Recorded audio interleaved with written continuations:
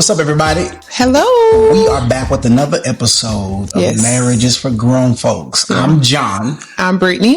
And this vlog, this podcast is to enhance your relationship. Mm-hmm. We're going to share our pitfalls, our mistakes.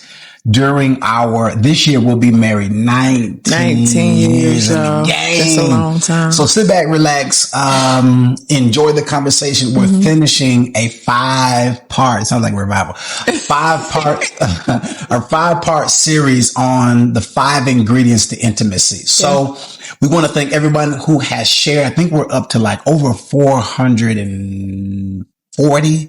Okay. Over 440 subscribers. Thank you to every one of you. Yes, thank you. Who has taken the time out to hit the subscribe button, who has liked, who or has shared. Yeah. And most importantly, those of you who have taken something from something that we have said and had a conversation with a friend, had a conversation with your spouse, your partner, your fiance. That's the whole point of this. So shout out to all of you who make what we're doing possible. Also, we got to shout out our videographer, our editor, Marcus D. Washington behind the camera. He be holding it down for us, y'all. We're on, Marcus, you got to, because I always forget, we're on podcast, Apple Podcasts now. You can find us here on the YouTube platform. Where's we at now? Spotify. Amazon and Spotify. Yeah. So any of those platforms that you utilize, Marriage is for Grown Folk. Yeah. Marriage is for Grown Folk. You can find us there to keep up with the conversation. Yeah. So, any updates? Living and loving life. Living and loving life. Yeah. Last week, now I was talking to my brother and we were having a conversation about something completely different than our vlog and our episodes. And he said, you know, you and your wife, now we talk just about every other day. He said, man, you and Britney said something the other day on episode 45 about, and I was like, what? I said, you watch? He said, not only do I watch, I subscribe. I got the notifications going off. So every time an episode drops, I'm watching the full episodes. So we appreciate the love and the support for sure. You never know who's watching. Some of y'all got YouTube channels that you just got an egg for the profile picture. So you don't know who you are. So sometimes Marcus is commenting back to the comments. Sometimes I'm commenting back. There's a distinct difference. I had to get with somebody today. So, Lord. Thank you guys. This is not church. This is not Sunday morning. No. I'm liable to cuss. You might hear some theology. You might hear some church references. We're just all over the place. We're just being authentically who we are. And that's a mixture of all of those things. Baby, I'm a dog. A mixture of every place. I was like, where's he going with that? Got it. So it's been a ride. So last week we took a break. I was sick and we just also took a moment to relax and unwind. Barry White decreed and declared, you got to practice what you preach. So we took a week off from just about I went to get the money now. I had to go to work. I don't play about the money. Right. You got to pay the cost to be the boss. But everything else, we took it off our schedule. So all of the groups that we have planned and things that we do during the week to help people. Yeah. We just shut it down and just got back to us, checked on one another. Got a telescope. We got to tell it. Come on, you got to talk about the telescope now. Come on now. They ain't going to believe it. Last week on the 28th, you could see the moon and 5 or 6 other planets in the sky. So we found out about it. And I was like, we're Amazon Prime member. We're getting it. So I ordered a telescope. It was there the next day. We was looking at the moon and everything else. But to us, it's just a beautiful reminder of how big God is and how little we are in control of. So we love looking up into the sky. If you follow my personal Instagram page, what's in my stories? By the time you see this, I may reshare it. I have a picture of her with the telescope. Oh my God. Just looking up at the sky. Mm-hmm. One of the things that I love, in addition to what she said about the stars, is that man cannot touch the stars. Mm-hmm. Man cannot reach the stars. Yeah. Man cannot get its grimy, greasy hands on the stars and start trying it can't to contaminate it. People that contaminate. That's right.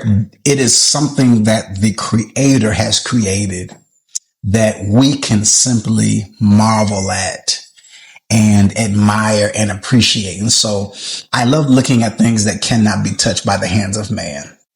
The stars are one of them. I think Proverbs decree that I told you this church. The heavens declare the glory of God. And so anyway, somebody posted a comment today that said, that's not Bible. I said something. Like, that's not Bible. I said, please, let me cuss. Anyway, what did you say? I can't remember what. I think I was talking about mutual respect, and I edited myself in the clip, and I was getting ready to say that there are some people who I have mutual respect for, besides those who I might, I have a problem with. So the person said, well, that's not Bible. Well, you'll get to know me. Okay. So tonight, let me go over the 4 that we've covered so far. Mm-hmm. They were all good. We initially thought that we were going to be able to cover these 5 ingredients in for intimacy. Session. I don't know why we thought that. We'd be having good intentions, but then the conversation get good and we start expounding and we'd be like, ooh, y'all would be here all night if y'all really wanted to hear the conversation about everything. Now, let me add this and then we're going to jump right into it. Okay. So we went on a road trip to support my brother who is was ministering in Kansas City. Yeah. Marcus, maybe we'll find a way one time.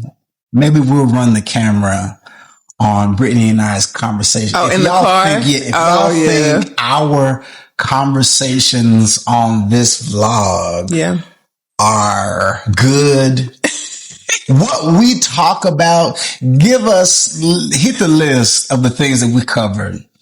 It was me, you, Chris, and the kids, but... we listened to another podcast, discussed that, talked about relationships, talked about parenting dynamics, talked about different generations, how they process things. Lord, we covered politics. So much. Yeah, we talked about politics some. Finance. I think we talked about school, finance. LGBTQ plus rights, religion. Yeah. You name it. We covered it. Sex and everything in between. We really did, yeah. The president. Yeah. International affairs. Yeah, a little bit. You name it. And we covered it. We hit it. Really good conversation. So I'm gonna list the 4 that we've covered, and then we're gonna get to tonight's the 5th subject. Okay. The first one, and I think this is the order that we did them. The number one we talked about was safety. These are 5 ingredients to developing intimacy. 5 ingredients for intimacy, cultivating intimacy. Safety, investment, curiosity, time, and then tonight we're going to cover engagement. Ooh. I feel like at least 2 of these points under engagement really overlapped with at least 2 of the points of the main 5 total ingredients for intimacy. Somebody's trying to be funny tonight.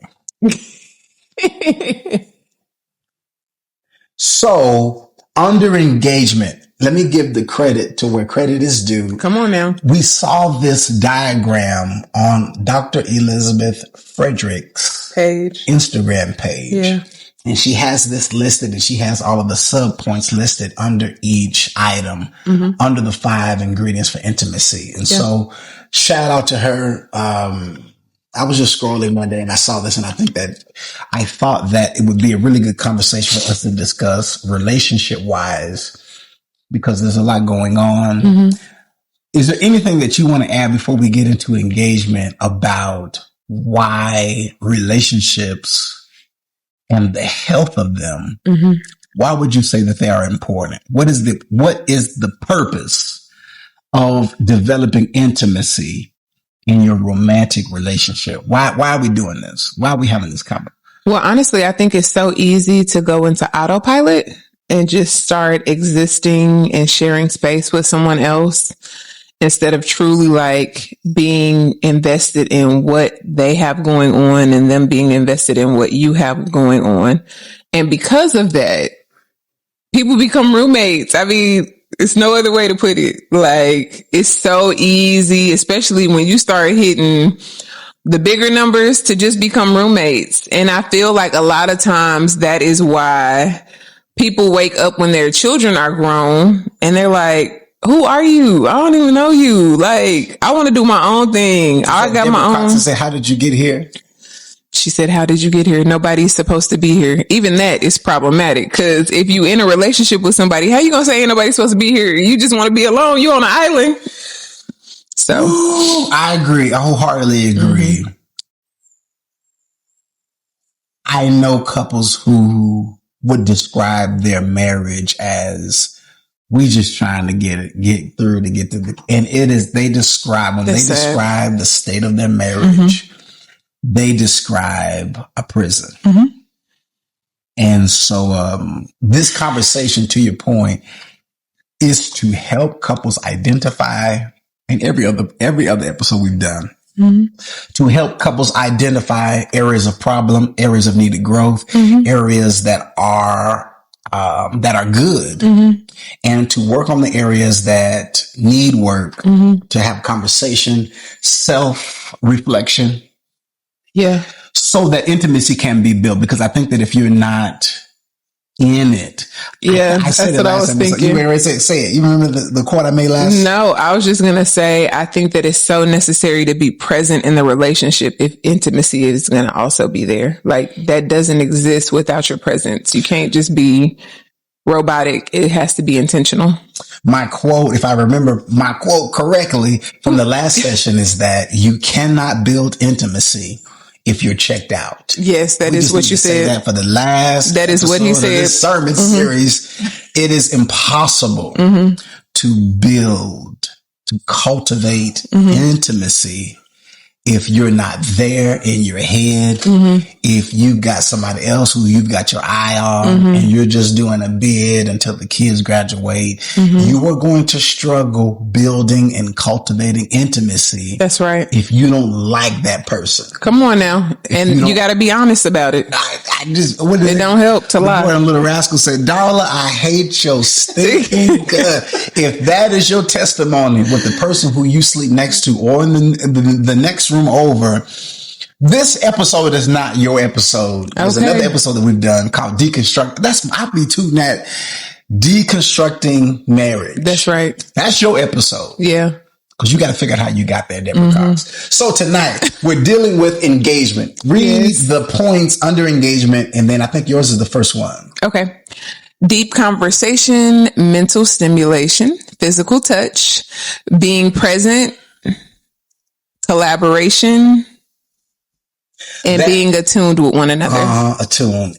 In other words, aware. Yeah. I edited it on my notes. I forgot to put it on yours. So the first one, we're going to talk about deep conversation.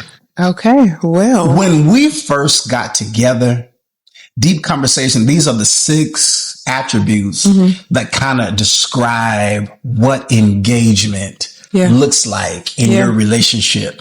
All of these might not fit. All of these you might not be able to chew. Take the one that fits your relationship that you can grab, and we're going to put it where the goats can get it so that you can extract something from one of these 6 points and talk about it, assess your relationship, assess yourself, and see where you can implement one of these points under engagement. When we first got together, at least in the first 4 years, we really did not have very deep conversation. Right. We talked about subjects, in my opinion, that were deep. But I think for us, because we got married in our early 20s, we didn't even know. In 22. So if you're married and you're in your 30s, if you didn't get married after 3 months or 2 months like we did of us dating.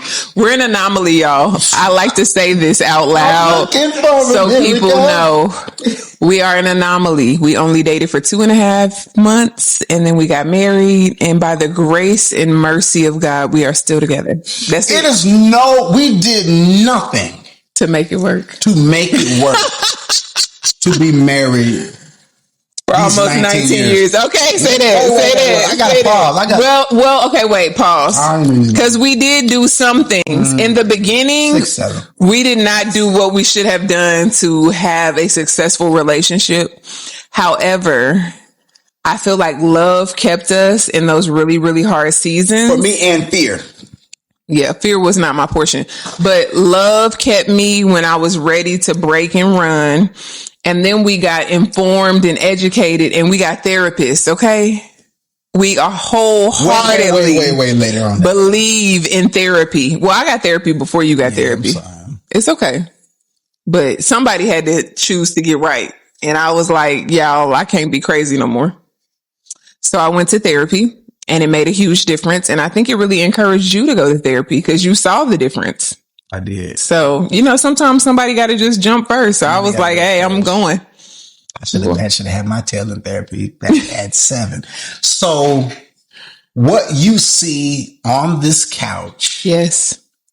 We cannot, and we want to make sure that we do not convey it as if it's a fairy tale, because it ain't. We put all of this work in because a lot of the reason why, especially in the beginning, we thugged it out. It was the hand of God that held this together until we got some sense. Yeah. Now, on her end, it really was love. For me, it was a fear of God.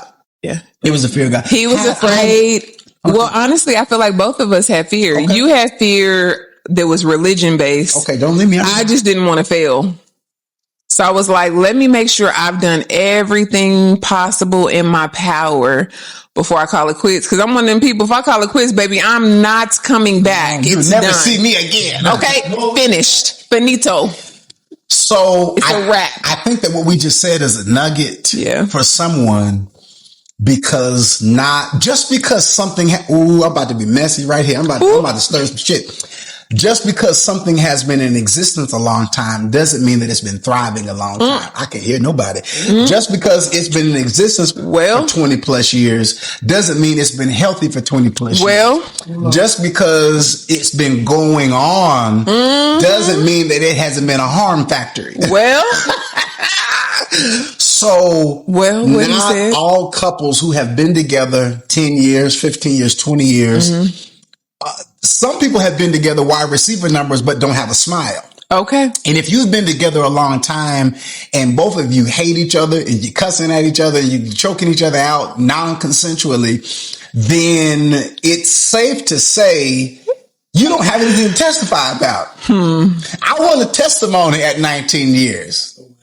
We still want a smile on our face. Don't look at me like that. Saying. So I think we just said some good. We can't harp there long. Yeah. So deep conversation. We had conversations that the topics were heavy. Right.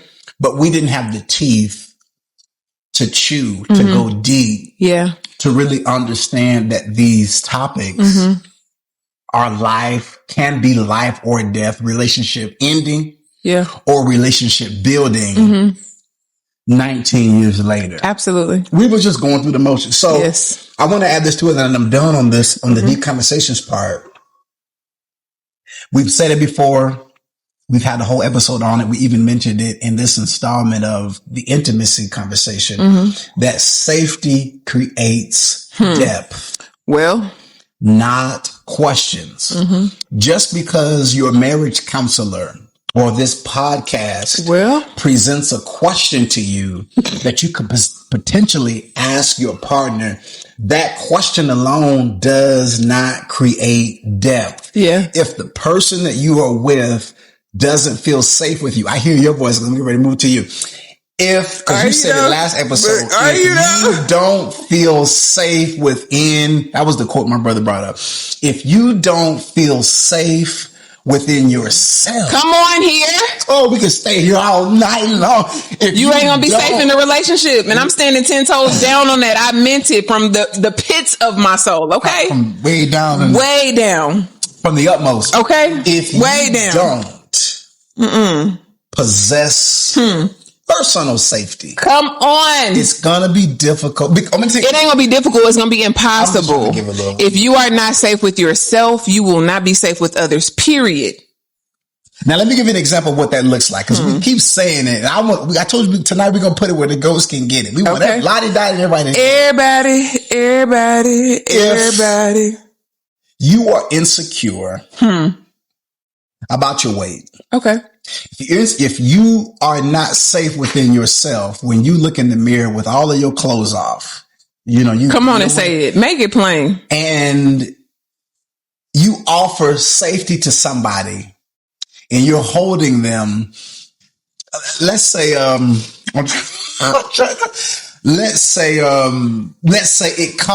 weight comes up. Mm-hmm. You're trying to be there for them in some kind of way. Your weight comes up. Mm-hmm. If you're not, here it goes. I got a point. If you're not secure within yourself about how you look, about where your health is at, etc., it's going to be difficult for you to have a conversation with someone else about the status of how what I'm saying? I agree. Now here's the point. My brother, Mark, you might have to cut this. Come on, let's reel this one. My brother and his wife were on a double date. I'm riding in the front with him, and the women are in the back. Oh my God! I'm talking about safety within yourself. This is a prime example. This is Optimus prime example. His wife says to him, he says to her, listen, now we're on a couple's date. We were checking in with one another. The couples are having their own conversation. This is their conversation. This is the A and B conversation. We were not involved in this conversation. I'm driving, actually. He says to her, I'm concerned about your weight. I've been telling you about your weight. Like, babe, I'm going to need you to get this weight under control. You're out here kind of getting, a little on the heavy side. And I didn't marry no heavy woman. I married a woman who was blah, blah, blah. And she says to him, I know you ain't talking. You're bigger than me. And he makes this self-safety question. Now, some of y'all women gonna get mad at this, but that's why I'm saying it. He says to her, when you married me, I was a fat boy. Well, when you stood at the altar and said, I do, I was fat. You, on the other hand, you're the one that changed the game. Do y'all understand? I had to pull the car over. Laughter, what you say, out of the erupted out of the depths of his soul. And I was like, oh, Lord. Now, why do I bring that up and I'm cut you loose? Mm-hmm. I bring that up because if he was self-conscious about the fact that he was fat, then the conversation could have got derailed on, I know you ain't calling. He said, no, I know I'm fat. Yeah. I was fat when I picked you, when I said, I like the little slim thing over there. Mm-hmm. You, on the other hand, you wasn't what I chose. A fat boy picked you and you was a slim. Mm-hmm. If he was not safe within himself regarding his weight, that conversation would have went left. Now she got quiet after that because I laughed and I think I made it worse. He doesn't have a that is an example of you owning whatever it is that you are. Yeah. Wherever you are. That's right. Anybody getting ready to catch me in my house doing nothing because I'm in my house. You're not about to bust me in my house. Yeah. Okay. So I agree. Deep conversation is not about trauma dumping, and safety creates depth. Safety. Well, so if I'm safe with you, okay, then I can be vulnerable. Then we can get deep. And I can undress emotionally and share things with you that I probably have not shared with anyone else. And I'm like, Joe, I want to know. Okay. I want to know. Now, not only do you want to know, right? You need, that's Dawkins and Dawkins. You need to know. Yeah. Why do you need to know? Whatever it is. Well, if you're going to stay current and present in the relationship, you got to know who you in a relationship with. Number one, like I can't say that I'm fully invested with you if I don't know you. And we are constantly changing. We are constantly evolving. We should constantly be becoming a better version of ourselves, which means some of our thought processes, some of our opinions, some of our rules, they should be changing over the years. And if you're not in touch with me and I'm not in touch with you, then nobody is going to know what rules are governing the relationship anymore. Did you just say that we are evolving? Yes. Are you the same, Britney? Absolutely not. You need to let me ask. Because I already know I am not the same. The woman who married you at 21 didn't even have a revelation that she was a woman. So no, we were having a conversation about the first year of our marriage, and she said that I did something that disarmed her. I can't even remember what I said in the first. I can't even remember a lot of what it was. We were just completely. Do you understand? 19 years ago was 19 years ago. Yes, it was 19 years ago. Keys. I lose my phone. Like your wallet. Weekly. Yes. The version that you are today, everything must change. That's CP. Yes. You will not be the same person. Your marriage won't look. And I love what you said. We got to go, but I love what you said about we are not the same. Our needs are evolving. Yeah. What I need this year is different in an area of what I need last year. That's right. And if I feel safe, I get to share with you the updated version of my. Now you update your iPhone, you update that Android, you gotta update. Be quick to do an update. And sometimes you gotta update your relationship. And so last week was a prime example of us very whiting, y'all.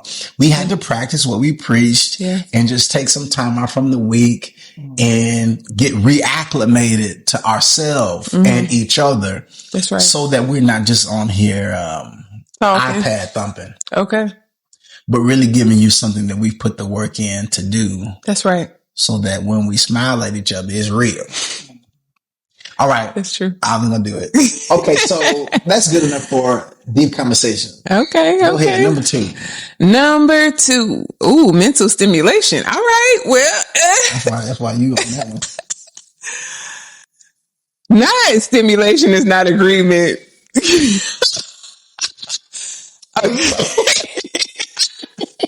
He being petty right there, but it's okay. Yes, that is true. You can disagree and still stimulate each other's thinking. Agreement is comfort. Stimulation is expansion. Come on here, huh? Because sometimes I'm telling y'all why I'm saying he being petty. Because I am that person. I'll go back and forth with you, but I'm really like receiving what you're saying. And after the conversation, I'm about to be chewing on that for days. And then I'm going to come back and be like, you know what? When you said you was Say right. that again. Slow that down. You was right. I don't want nobody to miss what you just said. I said my personality type, I like need to express verbally to process whatever is going on with me. So to a lot of people that can look like confrontation, but really it's not. I'm trying to like gain a greater understanding. So I may like ask you a question, you answer, and then I ask something else and then you answer. And then I say something else and then you answer. So a lot of people be like, dang, why are you going back and forth? And it's not that. I'm really like recording the information because after that conversation, I'm going to go back and I'm going to be chewing on that and I'm going to be processing that. Okay, well, he said this. Transcript of the conversation. And, no, seriously, my brain is like just rereading it as if I'm reading a document. And it's like I can hear you talking to me like we still in the conversation. And then I will come back and say, I want you to know I really heard what you said when you said A, B, and C. And you know what? You are right. You know, I could have seen this a different way. I could have looked at this a different way. That's an area that I need growth in. Or I may say, hey, that's an area that I might need you to hold me accountable in because I didn't realize that's how I was being perceived. I didn't know that that's how I was handling people and I don't want to be perceived like that. So yeah, that's why he being petty, but it's okay because it is true. Agreement is comfort. To just be a yes person, you're just trying to appease them. You're just doing this. But to stimulate somebody is saying, well, I do hear what you're saying, but have you ever seen it like this? And that's one thing that I really, really love about you. You have never been just a yes man whenever it comes to me. You'll say, I mean, I hear what you're saying, but I would have done A, B, and C. So it gives me a whole different view on it. And I appreciate that because I don't want to ever be closed-minded. And I know that my view is not the end all be all. You know, like sometimes I may see something and I may be seeing it from the wrong perspective, or I may need to adjust my lens some. So I don't think anything is wrong with it. I think it's really good. Mental laziness kills attraction. Don't be dumb. That's what I'm going to say. Don't be dumb. Like, come on. Oh, Lord. Use the brain God gave you. We only using 10, 20% of it anyway. So can you maximize what you are using? Okay, let me soften it now. Cop, bad cop. Look, let me think of a softer word. Both cops. Okay. The reason why we're saying mental laziness kills attraction is because if you refuse to try to invest and figure out the person that you're in relationship with, and you need them to give you a play-by-play, attraction is going to be dead. Because they're like, okay, you a robot at this point because I'm having to spoon feed you everything you're doing. Versus someone caring and being invested enough to say, I noticed that he didn't really like that, so I'm not going to do that anymore. I noticed that he really enjoyed when I did A, B, and C, so I'm going to make sure I'm doing A, B, and C on the weekly, maybe even on the daily. That is, okay, I'm going to use the mental space that I have. I'm going to use the memory that I have to be present enough in this relationship so he knows that I care about what he cares about and that I'm seeing him and that he matters. I love it. Okay. And that need to be added to that. Okay. Playfulness is mental foreplay. Absolutely. I love like just being able to play with you. And I think people don't understand how important play is for adults. Cause me and John have had water gun fights. We have wrestled. I have squatted with him on my back. He has picked me up and thrown his back out one time because he tried to snatch me up too quick. Okay. I'm just telling it. Just say it. My bottom half is heavier than my top half. You gotta grab this a certain way. Just saying. Don't just be trying to snatch me up any kind of way. You gotta be prepared. Now, got one back. It only happened one time. Look, it only happened one time. But yeah, he found out real quick. All right, don't be trying to snatch up any kind of way. I should have one of them back braces on they do when they come to your house. You're childish. One of them WWF belts. You're childish. You gotta look for the knees, man. Yeah, that is kind of true though. You need to use them knees. But play is important because it takes like the weight and the seriousness of just everyday life that we navigate through as adults. And it's like, wow, I can just have fun with you. I think that's one thing that I super love about vacation. Cause when we vacate, we literally vacate. We don't think about, we don't talk about any responsibilities. We are present wherever we are. And hopefully it's on an island. Praise the Lord. Okay. I ain't no father. Okay. I ain't no dad. Mm-hmm. He barely a husband. He my boyfriend and I'm his girlfriend, and we be living our best life. Okay, point blank. Period. And we be experiencing life and trying to that shoestring swimsuit on. Okay. Mm-hmm. Oh my! You got number 2. Okay. Okay. I mean number 3. Shared learning bonds. So a lot of times, like John may investigate or read something, or I may investigate and read something, and we share it with one another, and then we're able to kind of dialogue and give our viewpoint on it later. And that's super important because sometimes that's the conversation starter. I mean, now it's going to navigate and segue into a million other places, but it still is the conversation starter. Like, hey, did you see that article I sent you? What you think about it? Because I'm curious to see how you processed it. And then I'm curious to share how I processed it to see like where we end up with it. Mm-hmm. And that is, to me, that's very engaging. That's very stimulating for me personally. And then, admiration fuels stimulation.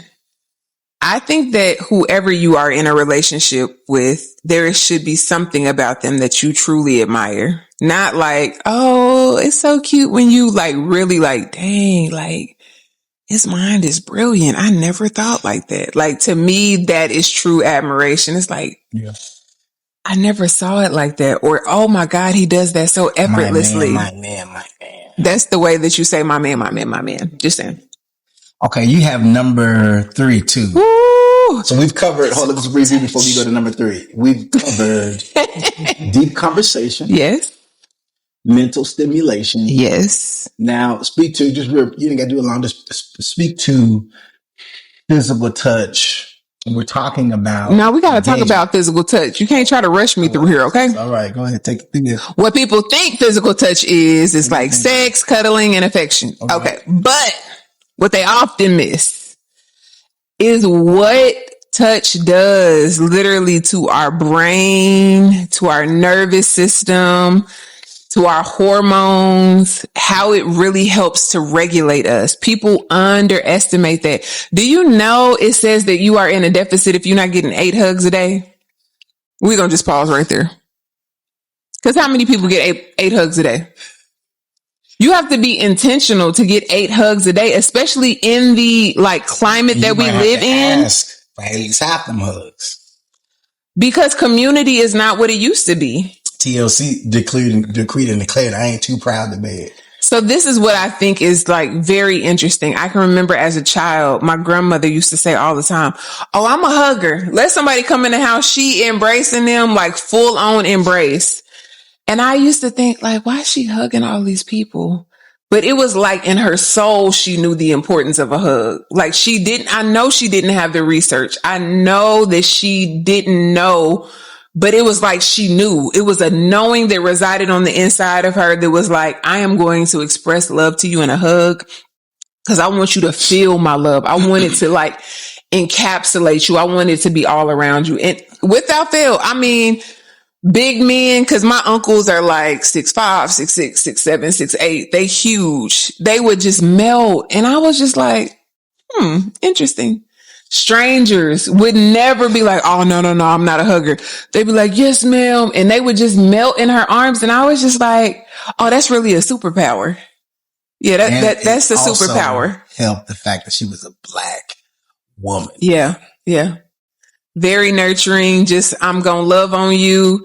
And she wouldn't overdo it, she wasn't holding you till you was uncomfortable, but she was gonna fully embrace you. Nothing about you is standoffish to me. I'm accepting and receiving all of you in that moment. And that is literally what I saw as a kid. I'm oh, this is acceptance. Now, wait, before you go.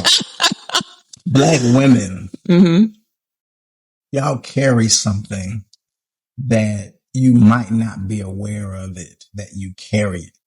But we are the original people on this planet. I'm sorry, everybody else. I'm sorry. I make no apologies for it. There is something that a Black woman has. There is something that a Black woman carries that is often imitated, never duplicated. So when you're talking about your grandmother not meeting a stranger and her inclusivity with every person that walked through that door and it was received and something was communicated by her, that same love is transferable to your romantic relationship. Absolutely. There is a superpower that women have, period. Yeah. There's most superwomen, Black women, but there's a superpower that women have, and some tap into it, some don't. Yeah. But it is there. James Moore said it is there all the time, waiting patiently. Well, so if you can tap into that love, if you can tap into that, who you're around will feel it, can feel it, and they will never forget it. Well, this is what is intriguing to me. I watched and observed that so much as a child that I am so intentional when I hug people now. And if someone holds me when I hug them, I will hold them back until they release, because I'm clear on, you really need this, and nobody else has seen you and nobody else has acknowledged you. So I want you to know, I am here to hold you and I don't want anything from you. This is just free, pure love, because people need that. We've been in Oklahoma, church, the mall, parties, the club. everybody who has met her in every one of these classifications that I just listed, I said church, the club, out, bars, revivals, quinceañeras, the mall, baby showers, baptismals, strangers that meet her all say the same thing. It's something about Britney's husband. I'm like, Marcus, that's why I married her. Like, whatever. Hold me. I need a hug. Okay. Please hold me. I was going to say something way crazy. Yeah, I know. Just hold it, anything baby. you want to add to physical touch? Just hold it, baby. I think that another thing that's really important with physical touch is like not asking for it, like that person just seeing you. So like I might come in the room and I might just rub his back, and that's just like, okay, I see you, you here. Yeah. All of those things add to intimacy, because that's the thing. You want to be seen. You want someone to know that you are there. You want someone to acknowledge you. When he come home, the first person who gonna greet him is me. Why? Because that's my man. And he was my man before he was a daddy or anything else. Okay, that's my man. So I want him to know I missed him today and I'm here. I'm arms wide open. Come on in. Now, we talking about advanced. This is a little advanced tonight, but this is for those of y'all who can pick up what we're putting down. When you build intimacy at home, emphasis on the word build. That's right. When you build it at home, I got my brain tonight. Dave Hollister said you got to take care of home. You got to take care of home. Home is the primary investment. That's right. If I've got to go somewhere outside of my home to get all of my needs met, I don't need to come home. Well, you got to question, is home if you got to get all your needs met somewhere else. You trying to get some bull started tonight? I'm just saying, if you don't feel safe in the place that you call home, if your needs are not being met in the place that you call home, then we have to question, is that really your home, or is that a holding cell for you until you find the next? Just fix it if you can, okay? But the fact, I'm like, you're on your own on that. I don't mind. Yeah. I will stand 10 toes down on that. I have a question about that. But what ask away. What you need, you may not be able to get everything you need from underneath your roof. Right. That's why we have friends, we have coworkers, we have, brothers, etc. Right. But a large part of your needs should be met with the person that you are doing life with. About 6, 7 out of 10. You get on my nerves. And like intimacy, this conversation is important because if there is no intimacy at home, I need y'all to Marcus timestamp on this one too. You guys timestamp on, I can't remember both of us. If what I need is not at home, well, it doesn't stop me from needing it. Well, someone made a statement, and y'all might tussle with it. I'm gonna let you tussle amongst yourselves, but he said that sin was an illegitimate response to a legitimate need. So I think a lot of times in our relationships on the subject of building intimacy, I want to be so messy, but I ain't even gonna do it. There's no we don't have time to that. Oftentimes, a lot of times, we harp on what an individual did that transgressed trust, that broke trust, that caused injury, and that conversation needs to be had. Absolutely. There is also another conversation that goes deeper than that. Right. And that question in that conversation is what happened to make you feel like that's what you had to do? What need? To get that need met. Now we cooking with grace. I'm just saying. So after we get over the fact that how did you get here? Nobody was supposed to be here. I caught the you did what you did. You say what you said. After everybody gets their tears out and now we got to talk about what need, what itch, were you trying to scratch? And if you never get to that conversation, then you're never going to fix the real issue, which means you more than likely will end up back in that same place again. Back in the same place again, maybe more secretive, maybe more careful, maybe not in safety with the person who you're sleeping next to at night, more deception, but the need don't stop being the need. And so intimacy says, come let us reason together. Let's find out how we can get that need met in the safety of us without having to go outside of us to jeopardize what we've built. Oh, this is good tonight. I know it's good. I've got I'm sending an offer to our own Cash App. No, you're right though. Oh, this is good. Yeah. But I feel like fear robs people of intimacy every single day because they're like, oh, well, if I share that, or, oh, if I'm that vulnerable, what will they think? Why do you think that person married you? To live a lie? Well, because baby, tell me what the truth is. And it might hurt a little bit to hear it the first time, but let's go on and talk about it because I want to know what your truth is. And honestly, what I'm calling my feelings being hurt, once I get to the root of what caused it anyways, I'm really not hurt. Because it didn't have nothing to do with me. And for the women, whoever's the lover in the room, whoever is the person who got the big heart, who, got a loud bite, all Scorpio, stand up on this one. Not too much, sir. I'm sorry. Not too much. Say what you said again about, say that part again. I think a lot of times we let fear captivate us in a way that it should not. And it stops us from being vulnerable and honest with our partner. And in doing so, we begin to live a lie instead of just being honest and open.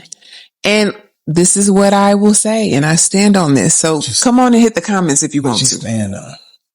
What your truth is may be uncomfortable to me. I may even initially process it as, man, that hurt my feelings. But if I am willing to really listen to what you are saying, and this goes either way. So it could be him, it could be me. So put yourself wherever you are. But if I am willing to listen to what you are truly saying and we get to the root of what caused that belief system anyways, 9.9 times out of 10, my feelings really are not hurt because now I've gained an understanding about why you work the way you work, why you see things the way you see things, why you feel the way you feel about things. Do y'all know there has been times that me and him have had conversations and his initial comment has rubbed me wrong. And when we get to the root of it, I'm in tears for him because of his life experience. Like, oh my God, that is so sad. That you were put in a position to perceive life like that, or that you have been governed or living under like that level of fear because of the way things were presented to you. That is sad. I mean, literally, he was like, why are you crying? Because that's sad. He's like, oh my God. Because listen, I am a Scorpio through and through, and I can, I feel. And I'm thinking like, oh my God, I was really taking this personal. Number one, this ain't got nothing to do with me. And number two, that experience is whoa. So I feel like it's also important to be empathetic with your partner. And that goes a long way. Yeah. But physical touch is so much more than bouncing up and down on each other. Let me just put it like that. Is that nice enough? It's so much more than that. Like, that is supposed to be the crescendo. But it's I see you, so I'm grabbing your hand during the day. Or I walk past you, so I just want you to feel my embrace. Or I just want to give you a little kiss. Or it's so much more than what we have minimized it to be. I'm gonna give y'all an old song reference because the music that's out now is either heartbreak. We got some good quality music. People really writing good love music. But Stevie, back when Stevie, young Stevie, what'd he say? He wrote a song. He penned the lyric that decreed and declared. That's church part. I just called to say I love you. Ooh, that lyric right there, that's old school players right there. You had the panties on the stage, you're singing that at the concert. So I like what you said about, we're talking about building intimacy. Mm-hmm. This is for the lovers.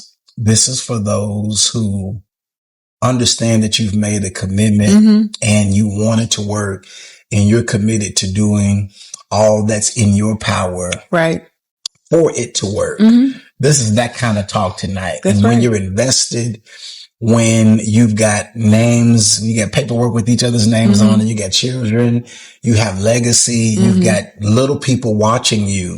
You are also not just fighting for the relationship, but those children that you had, those children that live in your home, they are watching. I already know you about to get stuck. Don't you start. They are watching you illustrate to them. Come on. What healthy relationship looks like. Right. And they will model the home that reared them. That's right. They will model. Their nervous system is being wired to the environment that you and that other person are creating. That's right. So it is important that you be honest with yourself. Right. It is important that you be honest with the person that you're with, that what it is. Exactly. And if it's some bull, it needs to be addressed that this is what it is right now. It may not be here forever. We call those things that are not as He trying to be churchy. I'm trying to. If it's a mess, acknowledge that it's a mess and say, okay, what we going to do about this mess? Do we want to fix this mess or do we need to separate to get rid of the mess? Come on now. That's just reality. So that the little people can have a healthy example. A pattern. We got Lord, hold us to it. We got to talk about a pattern. We got to talk about a blueprint for the little people, for the teens, for the kids, because that's a whole. Just hold me to that though. So let's go to number 4. Wait, I gotta say one more thing on physical touch. Pause. Can we stop acting entitled? Oh my! Don't give me silent treatment all day and think you about to come home and clap these cheeks, baby. You better talk to me all day. You better have me wanting you more than I want you. Okay. You want me to say something to that? You ain't gotta say nothing. I'm about to say, you ain't gotta say nothing. But I'm just saying. Don't be out in the streets all day doing whatever you're doing. You know, most of us are at work during the day, but it takes 5-10 seconds to send a text message. I miss you. I'm thinking about you. You're on my mind. Just a simple check in. How many times you need that now at 18 years? Here's my thing. If you miss me every day, I should know. If I miss you every day, you should know. If I am thinking about you, you should know. And to me, it don't matter how long you've been in a relationship. The truth is still the truth. And me sharing that truth then puts me on your brain. Like, oh, dang, she thinking about me. Okay, I miss her too. Or vice versa. God, dude, you're on my mind. You're on my mind. I'm just saying. Don't think that you gonna not talk to me all day and then you gonna come clap these cheeks at night. Baby, you gonna invest some time first. Now that's a nugget. If you need a nugget, you want her to have a smile on her face.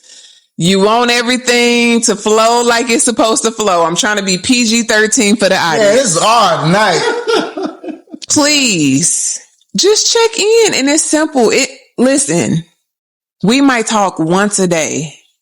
And his schedule is different than my schedule. We have children. We have other responsibilities. But that one connection, if it's meaningful, if it's intentional, it will carry you until you guys are able to get back together that evening. I'm just saying, trying to help folks if they want to be helped. There's so much to say on that.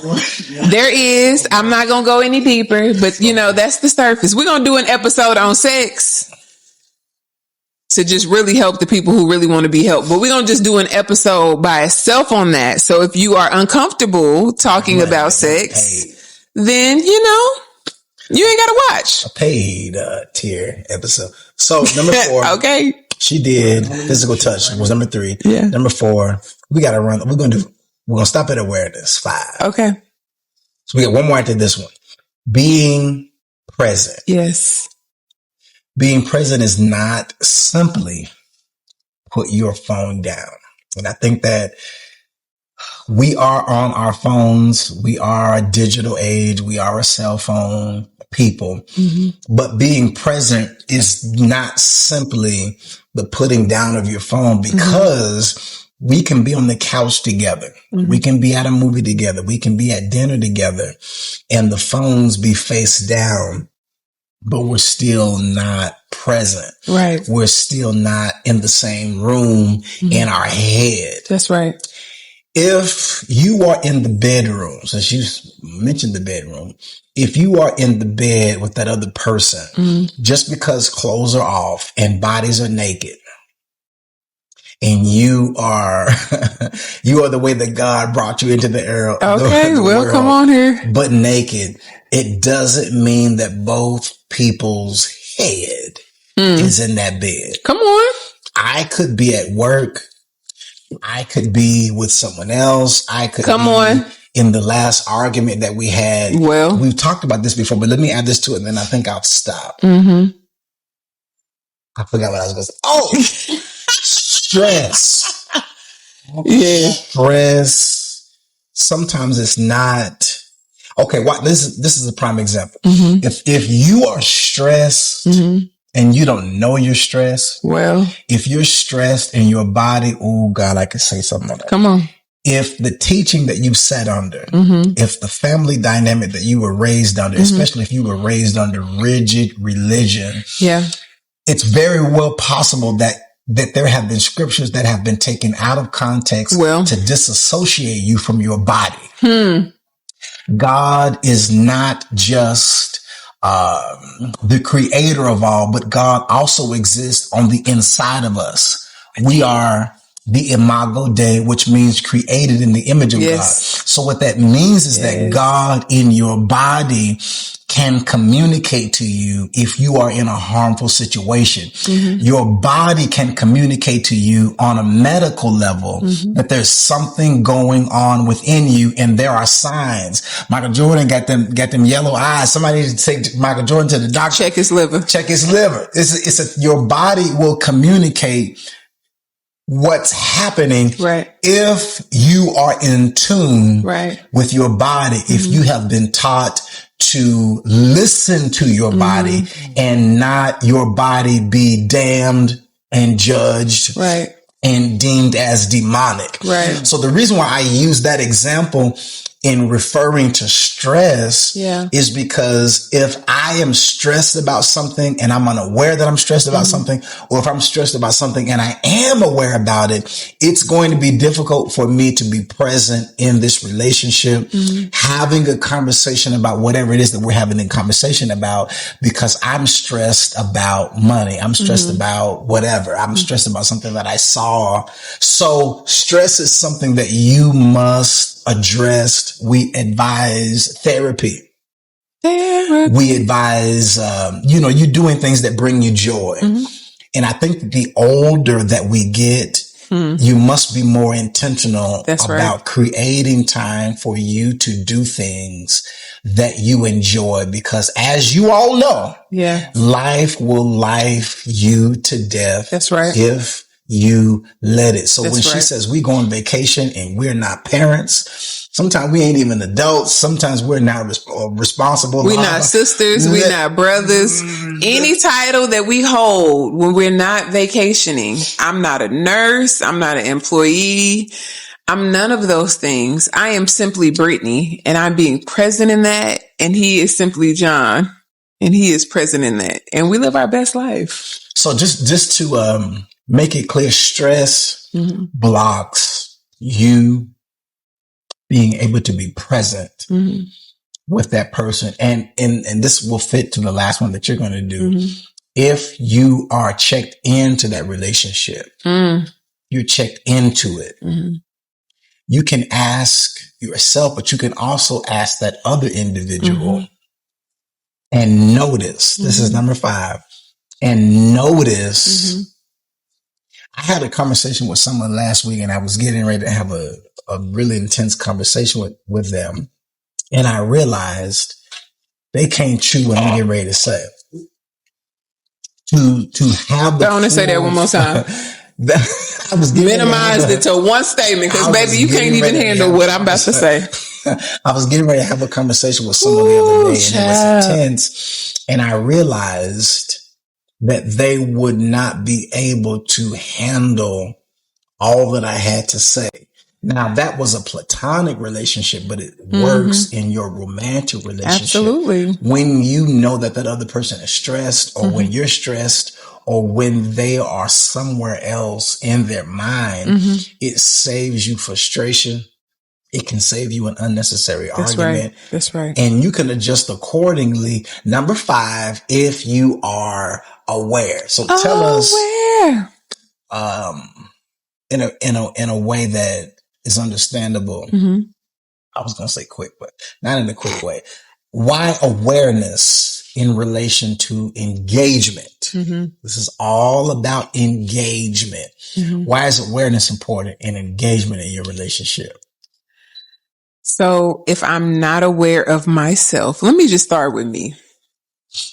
If I'm not aware of myself, if I am not aware of my tendencies, if I am not aware of my weaknesses, of my strengths, of my triggers, of my past, if I am unaware, then it is quite possible. See, I'm being nice. I'm being nice. It is quite possible that when I then entreat you, I'm coming to you from a place of not understanding. Because if I don't understand myself, how can I even begin to understand you? And a lot of times what I have seen unfold, or what I have seen happen, is that the person who is unaware of themselves, they start projecting onto the other person as if their responses is the other person's fault. I am only, let me say it one more time. I am only in control of me. Let me say this to the back. I am only in control of me. So what that means is I'm not going to try to control him. I love him. I want to do life with him, but he is in control of him and I am in control of me. That's Jen Jess is in control. Okay. So, but I feel like in relationships, we get so busy trying to like manipulate and control the other person. It's like you missing it. You're missing the beauty of just being aware. Okay, what does he have on his plate? Let me be aware of that. Instead of me taking it personal, instead of always, oh, my feelings is hurt. Well, why? You don't care about my emotions. You don't care about my feelings. Okay, how about this nigga had a hard day? How about that? Can we just... How about he got a lot on his plate? Yep. How about that? How about instead of always making it about me, how about I say, you know what? Let me come out of myself for a moment and try to see it from his viewpoint. What are you encountering in a day? That's old woman wisdom right there. That ain't young gal stuff right there. That's 18 years in the game. I'm just saying, yes. Like at some point, it can't just be solely about you. Yep. If you're saying that you want to be in a relationship, a covenant, a partnership with someone else, it can't just be about you and what you think and what you feel and what you want. At some point, it has to be about us, which means you're taking into consideration what that other person needs as well. And that is awareness. I am aware that if this relationship is going to be successful, that it's not just my doing, it's us. And if it's us, then that means I have to consider us in the decisions that I'm making. I have to consider us when I come into a conversation, because to you, this is what I don't like. What you don't like? Tell us tonight. Britney girl, tell us what she don't like. I can be very direct, right? But that's not a license to harm. So I can't say something and be real choppy or cutthroat and be like, well, you know, I'm direct. That's not an excuse to cause harm. Now you can be honest. You can be vulnerable, but you don't have to injure the person that you are in relationship with to express to them how you're feeling or what you're thinking. You don't have to do that. And this is my other heart. Things she don't like. Come on, this number 2 you don't like. Why are you in a relationship with somebody if you're trying to hurt them all the time anyways? Why are you in a relationship with somebody if you always trying to get your lick back? No, I mean, I really think we need to ask ourselves that. Why would I stay in a relationship with somebody that I feel like I always have to retaliate? I always got to get my lick back. I always got to have the last word. Why would I be in a relationship with you? This is rhetorical. Yeah. Wow. Fire me. No. Put me out of my misery. Or fire because yourself. Obviously, no, fire me. And I'm going to tell you why I'm saying fire me. Because clearly I don't have enough insight in myself to know that what I am doing is toxic and harmful to the relationship. Right. So put me out of my own misery because I'm not going to see it. Paul, take me out back in the North Field and put that 22 to my head. Give me some slow singing. What's crazy is that it's sad because so many people lack self-awareness that they don't realize that they are the problem until they are no longer in the relationship. Or they don't realize that they are the problem until they enter into another relationship and that person is saying the same thing that the last person was saying. And it's like, oh, you can't blame Billy Bob no more because right. Jethro was saying the same thing. So that means the issue is in me. I'm calling my thing out. Are you going to sew much? Okay. Soft music. You going to sew them up tonight? Yeah, I will. I don't know what crop I was in. This is a way to use awareness in a healthy way. Come on. Okay. You can go into a conversation that might be scary for you, that might be fearful for you, and say, you know what? This is new for me. This is uncharted territory for me. I'm a little nervous because I don't know what you're going to say. This is called vulnerability. Okay. This is grown folk stuff, but this is why we say marriage is for grown folks. Okay. This is why we say it. Marriage is for grown folks. If you will choose to take the opportunity to be vulnerable, it will be very rewarding. If you are truly in a relationship with someone who is there, who is present, who wants to be there, who wants to build intimacy, but take the opportunity to say, okay, this is a sensitive area for me, or I might not be seeing this right, but this is how this is making me feel. Can you speak to it to help me fully understand what you mean when you said X, Y, and Z? Because I might be tripping. It's a possibility. It's a possibility. It wasn't even about you like that. It's a possibility. You might have missed that day.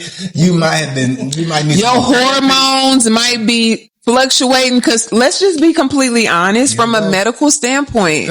We go through a cycle. Okay. Women go through a cycle every 28 days and our hormones are changing during that 28 days. So sometimes when I'm irritated and annoyed, it ain't got nothing to do with him. You might have been able to get your rims out of their way. It's not rims. Okay. Like your check could have been short. Your commission might. Listen, I need. I'm just gonna try to keep it PG-13. Listen, don't send me to work and my needs ain't been met. Oh, yeah. Make sure I got a smile on my face. I'll make sure you got a smile on your face. In the world, that's right. It's gonna be a better place. You rap, I sing. Let's make this a career. I'm just saying. People be like, "Oh, you so nice and bubbly." I be like, "Yeah, he took care of it. All the attitude, he got taken care of before I left the house." Now, you had my people looking at me funny back when we first got married because you was all the time like that, and I was like, I was all the time like what? You spicy? You was that red hair? I was spicy. Yeah, they was looking at me like, and I was overly spicy with his family because they were overly religious and critical, and I was like, "Oh, I'm about to call y'all on it. I don't believe in living a lie. We ain't gonna live a lie. Yeah, we ain't gonna live a lie." Your brothers knew what it was. Your brothers wasn't trippy. Man, I'm putting it down. Now all them other folks, all them other folks. Yeah, I'm looking bad. So whatever. Now we just let you go on. This is the bark is loud. But I think this is good. I'm glad you said what you said. Yeah. We stand by it. This is grown folk. Absolutely. Talk. Yes. It is exactly what it is. And it doesn't mean that it has to stay. That's right. What it is. That's right. But at least for the moment, it is what it is. Shit needs some work. And that's the only way that you can address it. Last point. This is my close. Okay. Only got one close tonight. One close tonight. When you're at your doctor's office You must be honest so that you can get the appropriate treatment. That's right. You got to know. I went to my yearly checkup today. My doctor asked me about medical history on my father's side of the family. You got to know what you come from. Yeah. And you got to be honest about what you come from so that it doesn't affect your future. So if it's good, then it's good. There's a reason why it's good. And if it's not good, there's a reason why it's not good.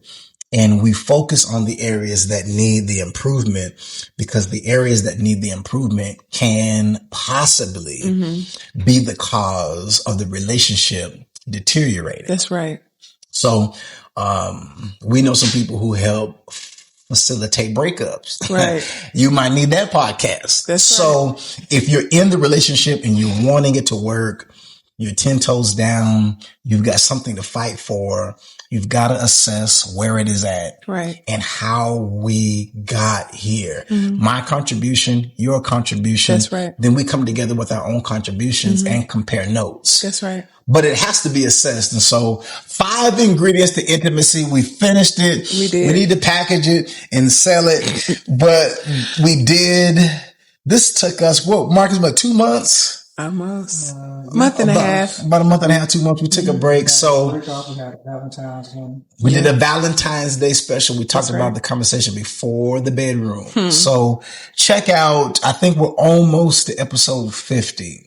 Kevin Hart said, if you endeavor to set out to do a podcast, you should, no matter what, hell or high water, get 50 out. Yeah. So we may have some balloons or pop that's so hilarious. Some confetti. This is what I'm going to say in my close. You got to close tonight. I got to close tonight. I got to close tonight. I got to close now.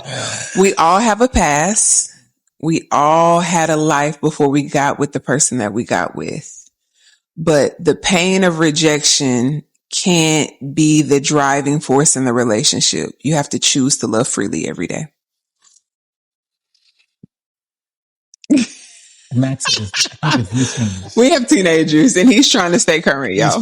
So that's bars. That's alcohol bars. That's gold bars. That's cell phone bars. That's Klondike bar. Everything you just said was bar, B-A-R-Z. This is why we say every episode before we wrap it up. We always say that marriage is for grown folks. This is grown folk talk. He was good cop and bad cop tonight. So subscribe. If you've watched all the way into the end, you like us. Ooh. If you watched all the way to the end, you heard something that was helping you. Yeah. Do us a favor. Like it. Subscribe. If you don't have a YouTube channel account, create one. Come on. Just for us, so that you can stay notified. Hit the notifications button so that when the episodes drop, you'll be the first to know. That's right. And if you dare, if I didn't cuss too much, if she didn't bad cop too much, send it. Share. Send it to a friend, send it to a relative. Let it be a conversation starter. Yeah. We'll say everything that we said tonight and add more to it. We take it back. So until next time, thank you for liking, thank you for subscribing, and we'll see you next time. Peace. Bye.